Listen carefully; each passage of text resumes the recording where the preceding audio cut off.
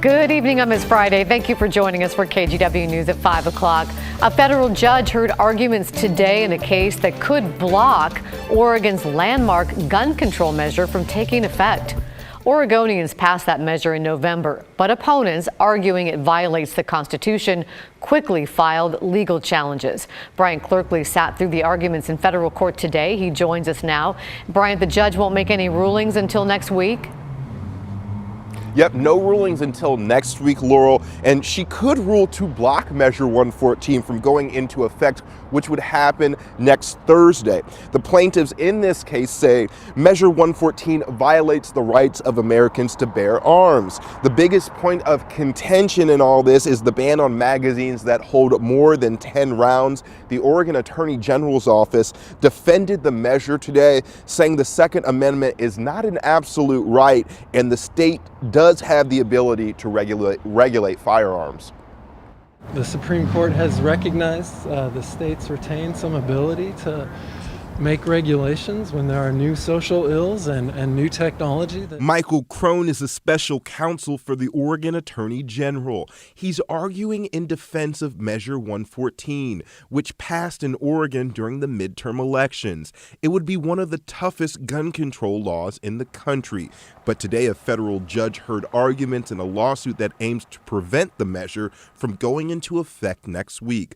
Among those against the measure, Union County Sheriff Cody Bowen. He said he came to the hearing to represent the people of Union County, where most people in his county voted against Measure 114.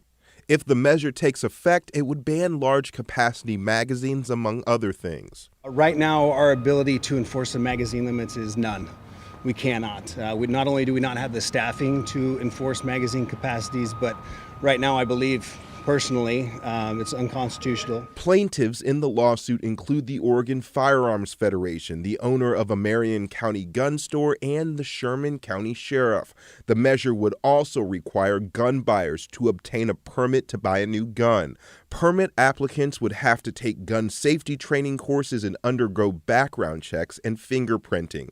Portland resident Richard Schwartz sat in the hearing today and believes Measure 114 makes society safer. I think the proliferation of high-capacity magazines certainly facilitates the capacity for those who want to commit a crime to commit a crime. Standing up for the folks that necessarily can't stand up for themselves, whether that's with this measure or with something else, just being a voice.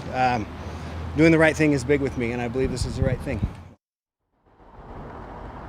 And again, Measure 114 would go into effect next Thursday. The judge says that she wants to get this, she wants to make sure that there's a decision made by Tuesday at the latest. So we're going to continue following all of this, and we'll bring you the latest information once we get it. Laurel? Thank you, Bryant. You got to take a look at this. I saw this line when I was coming into work, and I really wondered what it was all about. Why are all these people lined up outside a store on West Burnside? It's selling psilocybin, even though it isn't legal. The Oregonian wrote about the Shroom House yesterday. It's openly selling magic mushrooms to customers. That's why everybody's lined up.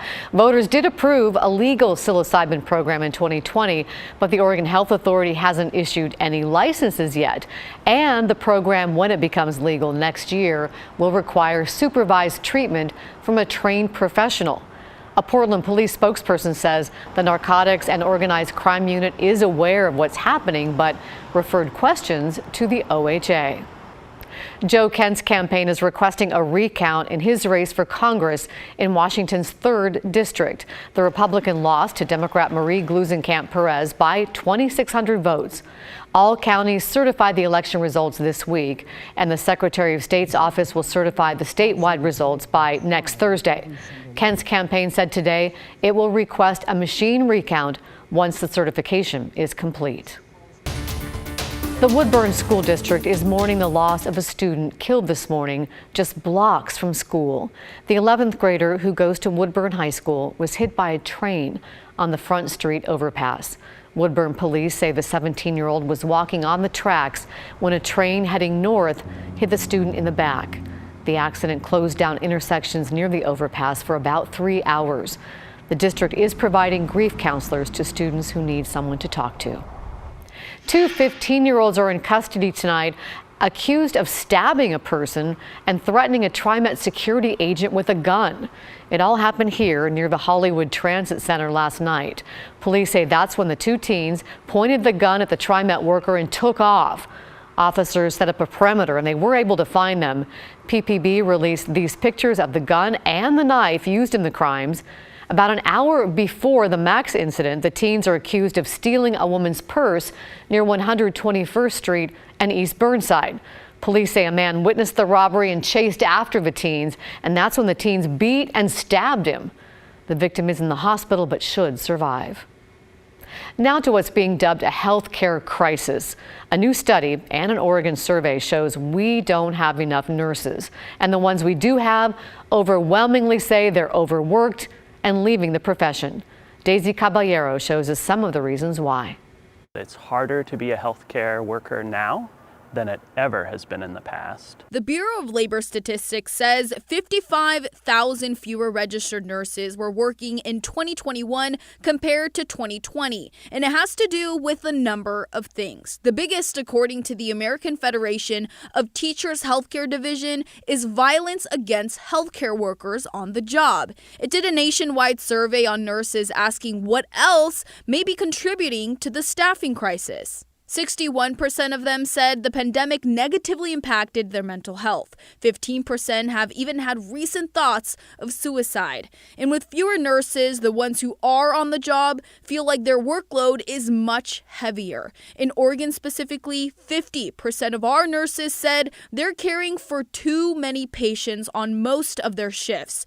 99% said their units are sometimes or never staffed appropriately.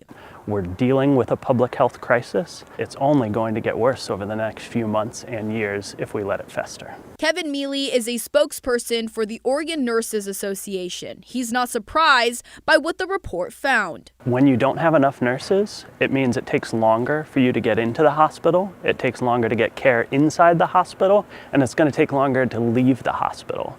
So that means worse care for patients and more likelihood that you're going to head back to the hospital because your problem wasn't able to get solved. Now, we did reach out to Providence, OHSU, Kaiser, Peace Health, and Legacy for a response. Only OHSU got back to us by our deadline and said in part, quote, OHSU takes seriously our commitment to safety of our patients and clinical staff, and we value our partnership with the Oregon Nurses Association in maintaining a safe and healthy workplace. Mealy says the union will be presenting new legislation in Salem that would bring safer staffing practices for hospitals and medical care settings, like enforcing breaks between long work shifts and mandated meal times. Daisy Caballero, KGW News. Now to a Call Kyle investigation into how we treat disabled veterans and if we're doing enough to help them stay in their homes. Investigative reporter Kylie Boshu is here with a preview. Kyle? Laura, for nearly a century, Oregon has honored its disabled veterans by offering a break on property taxes. But over the years, advocates say this tax exemption hasn't kept up with rising real estate prices. And as a result, many disabled veterans find themselves in a really tough spot. Shannon Normington is an example. He was born in Northeast Portland, grew up in the neighborhood, and bought his home more than a decade ago. The 46-year-old doesn't want to move, but rising property taxes have pushed Shannon to the brink. He's struggling to stay in his home. The Army veteran is reliant on VA disability pay, a good chunk of which goes towards his nearly $9,000 a year property tax bill. I have no way to increase my earnings, and I have no way to challenge the tax.